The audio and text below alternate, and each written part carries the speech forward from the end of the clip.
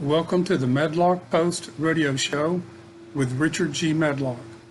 The views and opinions expressed are those of the host and are not necessarily the views and opinions of Spreaker.com, its corporations, or other podcast streaming services. Please enjoy the program. Now here is your host, Richard G. Medlock. And hello, this is the Medlock Post radio show. I am your host, Richard G. Medlock, and we are here to educate, entertain, enlighten, and empower. And our today's subject is rule of law versus ruler's law. Now, why should we be talking about that in America right now? And I think as the discussion goes on, you're going to see why it's very important. But as we have started out, and today's date is June 17th, 2022. Get that in. And also, I felt it necessary to put in that disclaimer, although I'm not going to go ranting and raving and talking about conspiracy theories and going crazy on people or somebody. I'm going to try to present the facts as they are out there. Now, the last few days, we have seen so much going on in the Beltway, in the economy, in our country, even around the world. It's since Wednesday afternoon, it's been like your head is spinning. There's so much being thrown at us, and it's hard to take in. So I'm going to try to help with some of that today, and in the next show, do the same thing and help with some understanding. And part of that understanding is reflecting on the history that brought us to the point we're in, either with the economy or politics or war or whatever. So, but let's start with my opening monologue. I want to make that a part of the radio post hour. And so here it is. Throughout the history of the world, many nations have been built and then fallen. Governments built on monarchies or dictatorships have come and gone. Let's take a look at Russia. Marx and Lenin turned that country into a communist state in a very short period of time. Cuba was overthrown by a communist dictator in a few months. Venezuela was changed from a capitalistic society to a socialist communist society by one election, and over and over. Freedoms have been lost. Families have been torn apart. Economies have collapsed. Civil wars have taken place. Not counting the hundreds of millions of lives that have been lost. America has been attacked from outside and inside to bring this country down for over 100 years. Since Woodrow Wilson tried to form a new world government, or a one world government, following World War I at the Versailles Conference, the European countries would have nothing to do with it at the time. But now, of course, they formed the European Union, which has been somewhat of a disaster. Our federal, some state, and local governments have decided they are above the law. But America is still standing. We have faced and are facing depressions and financial losses and getting ready to walk into a recession if we're not already there. But America is still standing. Many forms of media have gone far astray of a true course. But America is still standing. We fought many wars including our own Civil War. But America is still standing. The American education systems are failing our children and parents and our society as a whole. But America is still standing. Our freedoms are under attack, but America is still standing. The Constitution is under attack, but America is still standing. Wilford Riley said, quote, "America is such a successful society that our poor people are fat and the Marxists are rich," unquote. That's a good definition of America. We have plenty, but there are those in our government, in our society, and outside of our country that want to destroy America.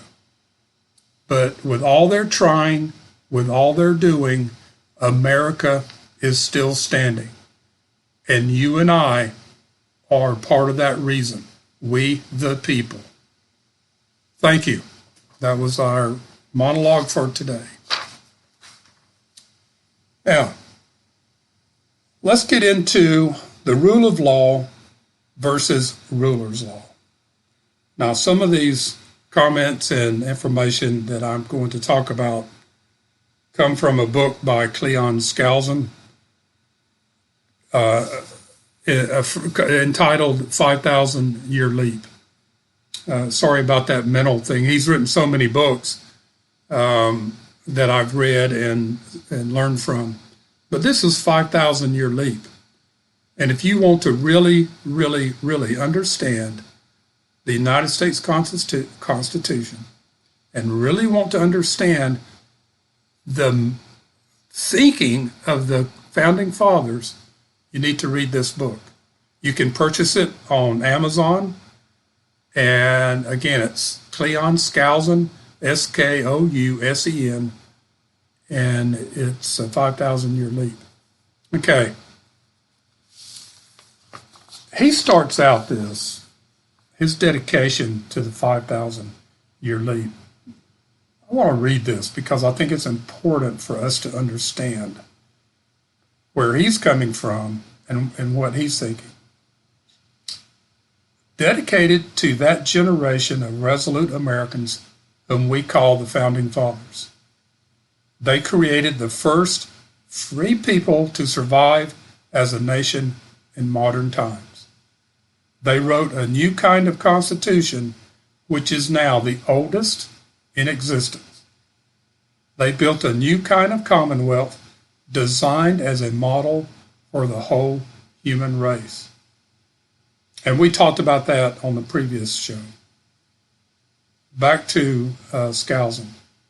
They believed it was thoroughly possible to create a new kind of civilization giving freedom, equality, and justice to all. Their first design for a free people nation was to encompass all North America, accommodating, as John Adams said, 200 to 300 million free men. They created a new culture climate that gave wings to the human spirit. They unleashed it. They encouraged exploration to reveal the scientific secrets of the universe. They built a free enterprise culture to encourage industry and prosperity. They gave humanity the needed ingredients for a gigantic 5,000 year leap. Now that was Skousen's dedication to his book, 5,000 Year Leap. Get it on Amazon. Every time I talk about this book, their sales skyrocket on Amazon. So let's hope that happens again. There's a lot of things we could take for that. They built a free enterprise culture to encourage industry and prosperity. Is the government of the United States today doing that? The answer is no. Regulations, taxes, fees, inflation. All sorts of things are taking place to squash the industrial nation in America and to squash prosperity. All right. I'll get back to that here in a little bit. Part of the genius that came from the Founding Fathers was how they came to understand the political spectrum or the political frame of reference. Now, let's just call it a yardstick, folks. Yardstick is 3 feet long. How is political power going to work in any particular system of government? And that was an interesting question that the Founding Fathers were asking themselves. Well, they didn't much like the answer from existing governments that existed at the time. And if they were alive today and looking, they would see a lot of the same thing that was going on in 1776. And this is where they're looking to form a new constitution. Now, where's that balance? Now, I want you to picture, how many of you have been on a seesaw? You know, growing up, they were big. We always got on there and you pushed and you go up, the other guy pushes, you come down, they go up, you go back and forth. But we always had this thing, we always wanted to be able to balance that seesaw so we could just sit there in the same position. Now, that took people of pretty much the same weight on each end, right? So think of this as the Founding Fathers looking at coming up with a government that really worked. Now, government is defined in the dictionary as a system of ruling or controlling. And the Founding Fathers measured political systems in terms of the amount of coercive power or systematic control which a particular system of government exercises over its people.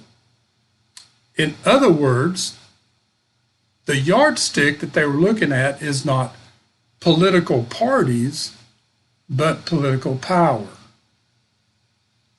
So, using that type of yardstick, the American founders, our wonderful Founding Fathers, considered the two extremes as we look at it. So go back to your seesaw, and on the left-hand side, the Founding Fathers saw tyranny. On the right-hand side, they saw anarchy. Now, let's quickly define those. Anarchy is no government, no law, no systematic control, and no governmental power. It's just a free-for-all.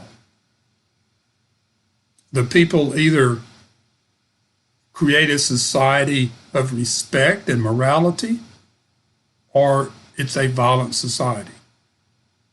While at the other extreme, there is too much control, too much political oppression, too much government, tyranny. Now, this goes back to monarchs or a group of people controlling everything. So the founders were trying to find out that balanced center whereby that seesaw would sit there level. And they looked and looked and looked. There was a chaotic confusion, of course, in anarchy, no law, and an extreme law, which is totally dominant of ruling power in tyranny. And that's what they called the ruler's law. And they wanted to establish a system of people's law, where the government is kept under the control of the people and political power is maintained at the balanced center with enough government to maintain security, justice, and good order, but not enough government to abuse the people. So here we are. Tyranny over on the left seat of the seesaw, anarchy on the right seat, no law versus way too much law, too much government. And in the middle, that fulcrum that the seesaw goes up and down from is the people's law. And think of that fulcrum as a triangle, holding up that balanced bar. Tyranny on one side, anarchy on the other side, and people's law right there in the middle to balance all this out. Now, let's take a look at ruler's law. You're going to find this interesting as we go through these points and see some of this actually happening in our government today. And not only in the government, but elsewhere. And you'll know what it is when you hear these things. Number one, characteristics of ruler's law. Number one, authority under ruler's law is nearly always established by force, violence, or conquest. Now, have we seen that force, violence, and conquest in America? Not really in the sense as, conquering a nation or a group of people or the military turning against its leaders and taking over the rule of the land and turn it into ruler's law. But they've done it in other ways. They've done it by changing laws, the judicial system, other ways that they've done this. Number two, all sovereign power is considered to be in the conqueror or his descendants. Now, that's talking about a king or a queen. All righty? We don't have that in America. However, are some people acting like that's what it is? You answer that question. I'm just asking it. Number three, the people are not equal, I get this, but are divided into classes and are all looked upon as subjects of the king. Now, we can take the word king out of there and put subjects of the government. Does that ring a bell? Does that paint a picture in your head about what is going on right here? It does, doesn't it? What's going on in America? The people are not equal, but are divided into classes, and all are looked upon as subjects. Now, let's get class, fighting against class, hating each other, class warfare, racism, systemic racism, equity, diversity, inclusion, and all that stuff. Now, I'm not going to do that in this, but I'm going to talk about diversity, equity, and inclusion on another show. And you're going to find it very interesting at what's being done to those words. Now, equity is not in the Constitution. Equality is in the Constitution, not equity. And I've got plenty of quotes from the Founding Fathers to talk about that. Number 5, the thrust of government power is from the top down, not from the people upward. Now, on the previous show, our first episode, and this is episode number 2, I read in the Declaration of Independence and the preamble of the Constitution that power emanates from the people. Ruler's law is just the opposite. They become their own power. They take what they want. They decide what kind of rules they want. Number 6, the people have no unalienable rights. The king giveth, and the king taketh away. Think about that. Are our unalienable rights full blown under attack in America today? Yes, they are. And when I get through with this segment, I'm going to talk about this gun control bill that they're doing in Congress. And I'm going to give you the names of the 11 Republicans that are supporting it. And that's not good. Number 7, government is by the whims of men, not by the fixed rule of law, which the people need in order to govern their affairs with confidence. Okay? So, the heck with the rule of law. We're going to do what we want to do. Here's a good example. Everybody is anticipating that the Supreme Court is going to overturn Roe versus Wade. And there's Joe Biden has come out and says, if that's overturned, there will be a mini revolution in America. His words, look them up. I'm not making this stuff up. And there's been other threats, actions in the street. You know, the justices can't even go to their own home because of demonstrations, and the government won't go out there and protect them. The Department of Justice is turning a blind eye to all this.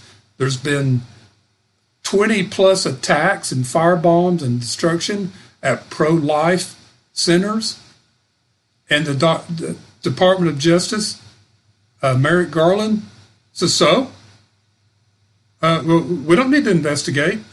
There's no crime there. But if this happened to I almost said if we did it, but that was a slip. But if an abortion clinic was firebombed, they'd be all over that before the fire was put out. Now, here's another thing from yesterday. Biden looking for executive workarounds to SCOTUS ruling overturning Roe versus Wade. He has a team of people at the White House, as we speak, working on executive orders to go around the law. That's ruler's law.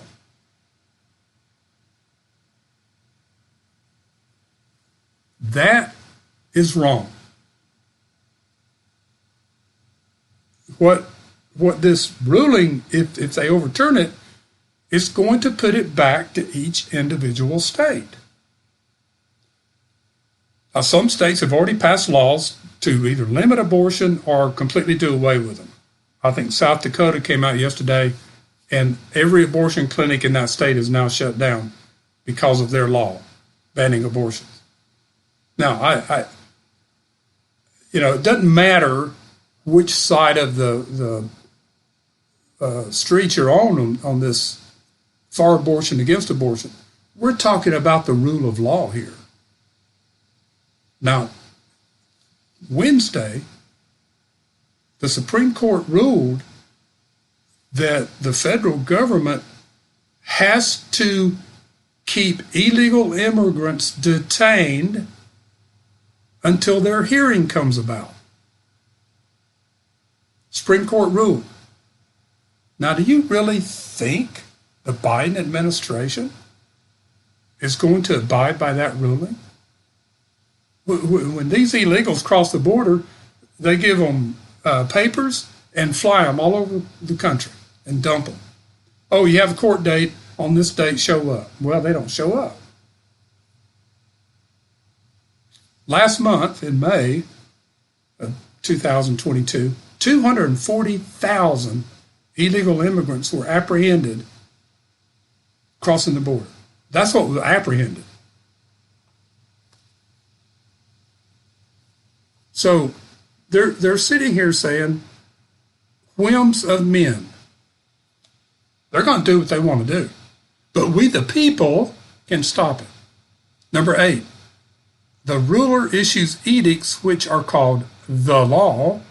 He then interprets the law and enforces it, thus maintaining tyrannical control over the people. Have you seen this week? Yeah. Joe Biden went out the other day and threatened the oil industry. You're making too much money. You've got to cut your profits and start producing more oil. Excuse me. Who is preventing them from producing more oil? Joe, your policies are, your regulations, your executive orders. You have tied their hands. You have tied that industry up. And now you're blaming them. Now, he really attacked Exxon Oil. Exxon fired back. But let's look at some facts there. Exxon Oil paid $40 billion in taxes last year. And Joe Biden says, oh, yeah, you need to pay your taxes. Well, they paid $40 billion. Now, this does not include the dividends that they pay out on their stock. And a lot of their stock is held in 401ks and pension and retirement plans. And that's across the board. That's not just, the rich elite. So they're feeding America with that dividend. They're putting that back into America. Plus, over the last 2-3 years, Exxon Oil has spent $118 billion to further research and develop alternative energy sources and also to increase their oil production. So, Mr. Biden, sounds like you're sitting on a high horse and want to look like a real smart person, but actually, it's just the opposite. Okay, number 9, under ruler's law, problems are always solved by issuing more edicts or laws, setting up more bureaus, harassing the people with more regulators, and charging the people for these services by continually adding to their burden of taxes. Whoa, that is a big sentence. Covers a lot of things. Regulations, charging the people with these services by continually adding to their burden of taxes. Well, inflation is a tax. It's a hidden tax. So we're now running at 8.6% inflation. Has your income gone up 8.6%? No.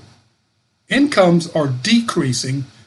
I think for the first quarter of this year, incomes decreased over 3% in America because of inflation.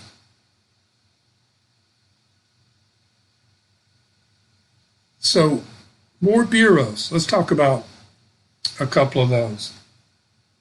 Let me see. One of them, I'm looking for my notes here. Excuse me, they'll probably insert a commercial here. Where'd it go? All right, I got it somewhere. I'll find it. Okay. I'm still here, folks. All right, I had to pull it up. I thought I had it pulled up. All right, first thing. This is a message sent out yesterday by a congressman in our great state of South Carolina. He's not my congressman, he's right next door to me. But he said, today, the House Democrats passed legislation that will make it more difficult for rural America to meet the global food demand by increasing regulatory hurdles farmers have to scale to meet the needs for meat and food production. Before Vladimir Putin ever invaded Ukraine, American farmers were already struggling with fractured supply chains, skyrocketing input costs, and historical levels of inflation due to the Biden administration's inflationary spending and America Last policies. Instead of addressing these very real and pressing problems, the Democrat majority passed legislation that would create a duplicative, unfunded office within the U.S. Department of Agriculture, headed by a special investigator with independent litigation authority and a mandate to investigate meat packers and live poultry dealers. Think cops for cows, unquote. That was Congressman Jeff Duncan yesterday. It's called Lower Food and Fuel Cost Act, H.R. 7606. It shifts inflationary and supply chain blame from the Biden administration to small businesses and farmers and does nothing to lower the cost of food or fuel. Go back and read this. Under ruler's law, problems are always solved by issuing more edicts or laws, setting up more bureaus, harassing the people with more regulators, and charging the people from these services by continually adding to their burden of taxes. Wow. I just read one to you. Exactly out of number 9 there. That Lower Food and Fuel Cost Act, H.R. 7606. Ruler's law. Now, yesterday afternoon, the June 16th, Biden signs ocean shipping bill to bid to reduce export backlogs. Well, it was passed in the House 369 to 42 and passed big time in the Senate. I don't see those numbers. Basically, it says that shipping companies from wherever they are cannot charge the United States any more fees. They can't come after us anymore.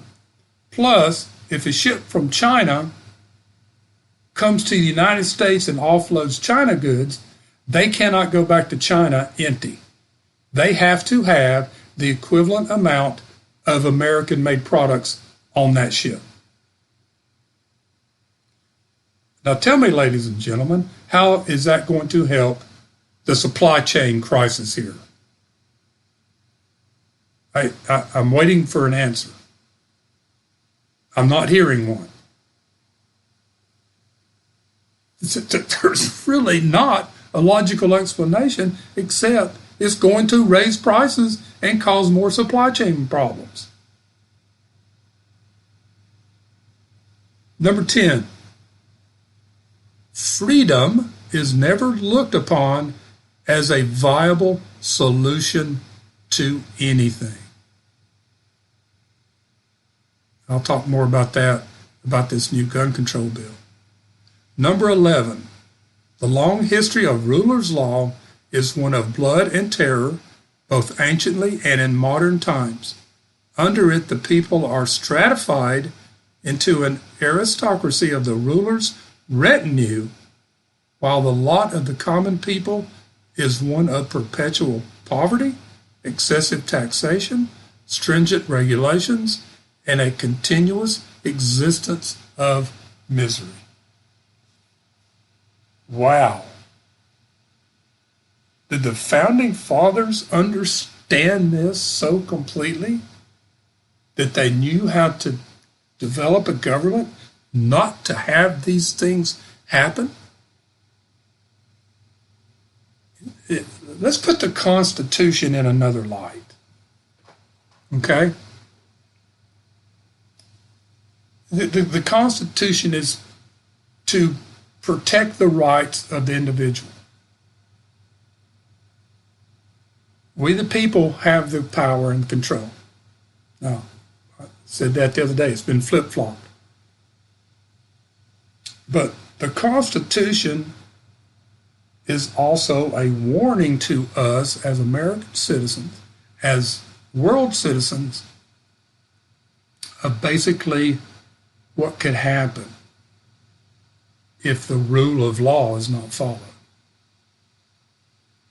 Now, we got that? I hope so.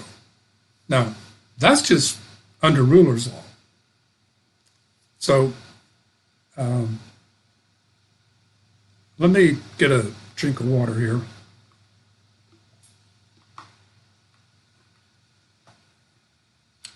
What was the founders' attraction to people law? And, of course, it was a direct contrast from the harsh oppression of ruler's law.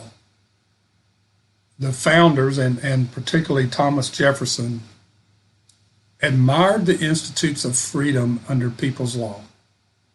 Now, that was originally practiced under Anglo-Saxons.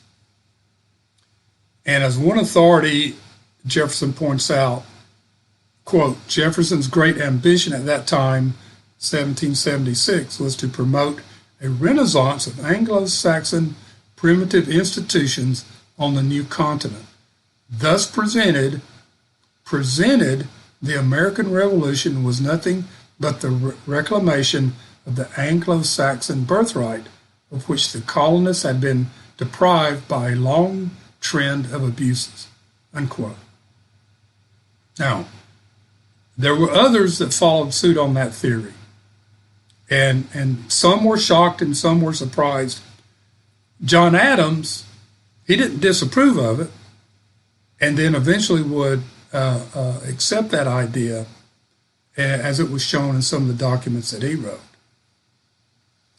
Now let's talk about the characteristics of the Anglo-Saxon common law, or, as the founding fathers put it, people's law. Here are the principal points of people's law. Number one, they could consider themselves a commonwealth of free men. Commonwealth of free men. Number two, all decisions and the selections of leaders had to be with the consent of the people, preferably by full consensus, not just a majority.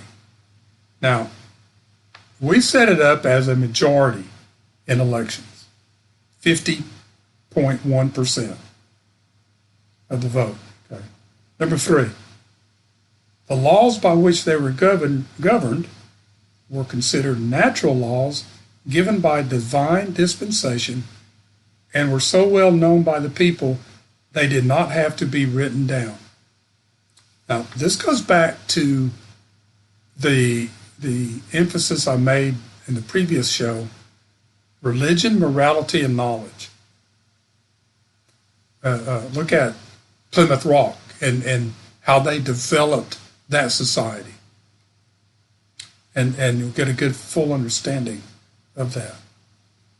Power, number four, power was dispersed among the people and never allowed to concentrate in any one person or group, even in time of war. The authority granted to the leaders was temporary, and the power of the people to remove them was direct and simple. Wow. Uncomplicated, right?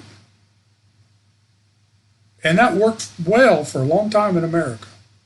Number five, primary responsibility for resolving problems rested first of all with the individual, then with the family, then the community, then the region, and finally the nation if it affected either the region or the nation as a whole. Yeah, I'll hold that comment. Number 6, they were organized into small, manageable groups where every adult had a voice and a vote. Now, there's more to that. It talks about 10 families and 100 families, etc. But the United States was divided up originally as colonies, and then they became states. And then more states were added, etc., etc. And they organized themselves. Each of those states developed their own constitution.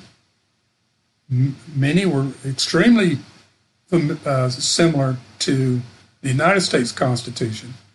And those that were formed prior to the Constitution were rewritten or amended to go in line with them, where that state deemed necessary to do that. 7, they believed the rights of the individual were considered unalienable and could not be violated without risking the wrath of divine justice as well as civil retribution by the people's judges. Number 8, the system of justice was structured on the basis of severe punishment unless there was complete reparation to the person who had been wronged.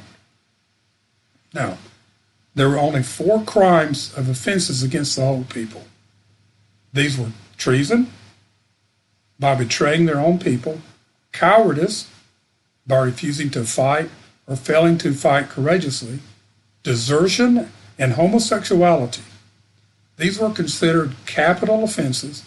All other offenses required reparation to the person who had been wronged. That's interesting. Just think of today, someone goes out and steals something from you. They steal your car, and then they take it out and total it. Police are chasing them, and they total it. Who's going to pay for that? Well, probably your insurance company. Excuse me.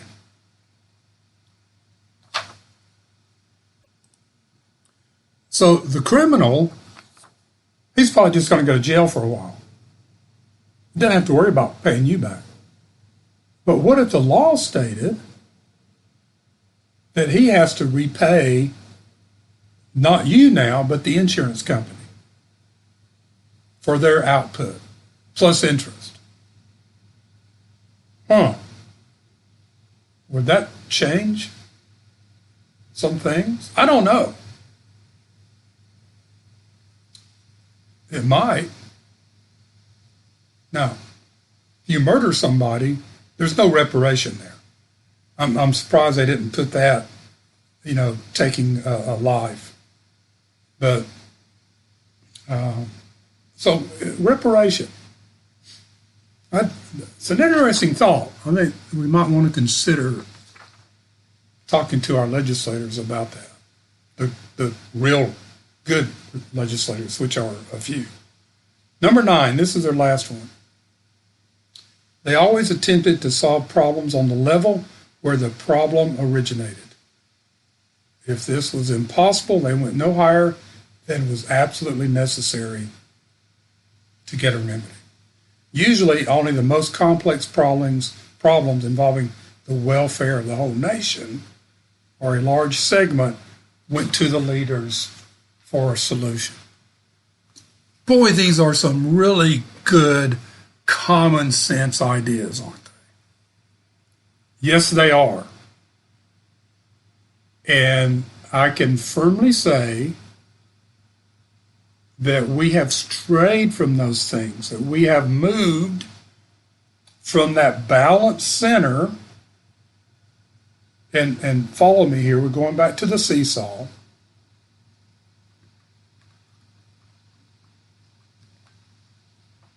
We have the people's law in the middle. That triangle balancing that seesaw. And anarchy on the right, tyranny on the left. Now, I didn't choose left, right just to imply anything. It's just a position, folks. So what we've seen is people's law do 2 things. we've seen part of that law get distorted and changed, moving toward tyranny. Right? We're seeing that. And I'm sure there are people out there that don't agree with me, and that's fine. I just want you to think. So then the other aspect of this is some of this, people's law, is being distorted the other direction toward anarchy. Now, without me naming names or going into details, you can probably think of some anarchy that is taking place in America. I'll give you a hint. Think of the summer of 2020 with riots, burnings, lootings, police ordered to stand down, people that were arrested for burning and looting and destruction and harming people, judges just dropped the charges and nothing happened to them. Oh, sorry the police bothered you. We're dismissing all your charges. Sorry you've been inconvenienced. Wow. That's crazy, isn't it?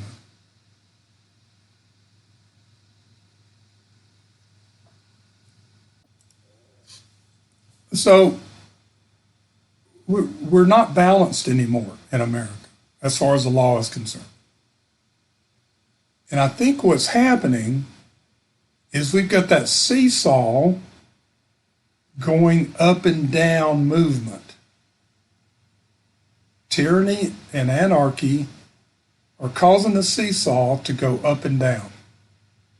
And the people's law, that pyramid, is starting to shrink.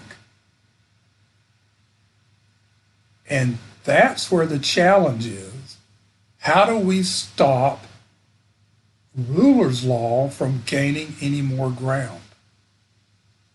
That's the challenge, isn't it? Let me put this out there to you. I'm a firm believer that America will not be saved. The Constitution of the United States will not be enforced and sustained and upheld by those elected to Washington, D.C., and those some in states. And I can counties and cities as well. They do not keep their oath of office to defend the Constitution no matter what. Now, I'm looking at the time that we have run so far. And I'm just going to do, this is what I'm going to do. I'm going to close this segment out. I think this is enough for this segment.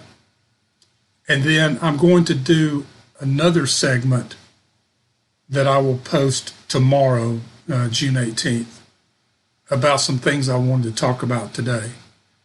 But what that will give me the opportunity to probably add some more things to it with what's going on in the markets and the economy and what's going on in D.C. So let me do that. I will come back. So tomorrow, the title will be the current events. Okay. So let's come back. I'll do another one, and it'll be broadcast tomorrow. So I'm going to close this out today. I was going to read you something. Let me read you this, kind of leading into tomorrow. The school debate is so easy. Either provide schools with the same security as politicians, or provide politicians with the same security as schools. Okay, great thought. All right. Another one I've come up with. We used to say a long time ago, I haven't heard it lately, don't take any wooden nickels. Well, I guess the saying now could be, don't take any wooden Bitcoin. So folks, that's the Medlock post for today. Have a great day. We'll see you on the next show.